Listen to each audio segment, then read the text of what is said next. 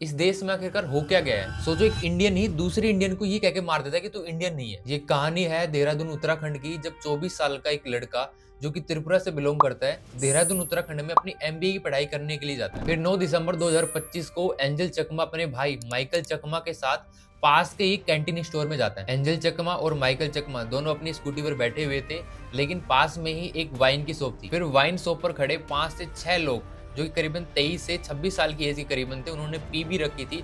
वो इन दोनों भाइयों पर कमेंट पास करते हैं जैसे कि चिंकी, चाइनीज, मोमोज। ये सभी रेसिस्ट रिमार्क सुनकर छोटा भाई माइकल चकमा उनको अपोज करने के लिए जाता है। उनको बोलता है, भाई हम भी इंडियन हैं, प्लीज हमें चाइनीज मत बोलो। और ये बात सुनकर उनको गुस्सा आ जाता है और वो माइकल को वो पीटने लग जाते हैं। छोटे भाई को पीटता हुआ देखकर बड़ा भाई एंजल उसको बचाने के लिए जाता है और फिर 6 लोग माइकल को छोड़कर जो बड़े भाई एंजल थे उस पर हमला करने लग जाते हैं। इवन उस पर चाकुओं से हमला किया जाता है, उसको काफी मेजर इंजरीज होती है और वो बेहोश हो जाता है। फिर वो लोग छोटे भाई माइकल को एक धमकी देके जाते हैं, अगर पुलिस में कंप्लेन की तो इससे भी बुरा होगा। इसके बाद एंजल को हॉस्पिटल में एडमिट किया जाता है और एंजल पूरे 17 दिन तक आईसीयू में एडमिट रहता है। इसके बाद 26 दिसंबर 2025 को एंजल अपनी आखिरी सांस लेता है। एंजल चकमा के पापा वो एक बीएसएफ जवान है।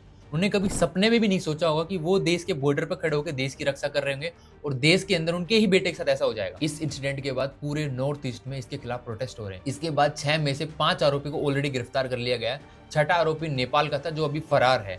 पुलिस ने उसके खिलाफ 25,000 रुपए के इनाम और वारंट ऑलरेडी जारी कर दिया गया है। लेकिन मेरा एक सवाल आप सबसे ये है, क्या हम रियली ऑन ग्राउंड इंडिया की डाइवर्सिटी को रेस्पेक्ट कर रहे हैं, या फिर ये सिर्फ एक किताबों में लिखी हुई लाइन है? क्योंकि ये तो एक केस है जो कि सामने आया है। ऐसे कितने ही केसेस हैं जहां पर स्कूल में, वर्क प्लेसेस में, कॉलेज में ऐसे रिमार्क पास होते हैं और हम उसको हंस के टाल देते हैं और इससे उस बिहेवियर को बढ़ावा मिलता है। But always remember, the effort that is appreciated always gets repeated. इसलिए सिर्फ हार्श पनिशमेंट देना ही इनफ नहीं है, अपने आसपास हो रहे उस बिहेवियर को रोकना एक असली इनिशिएटिव है।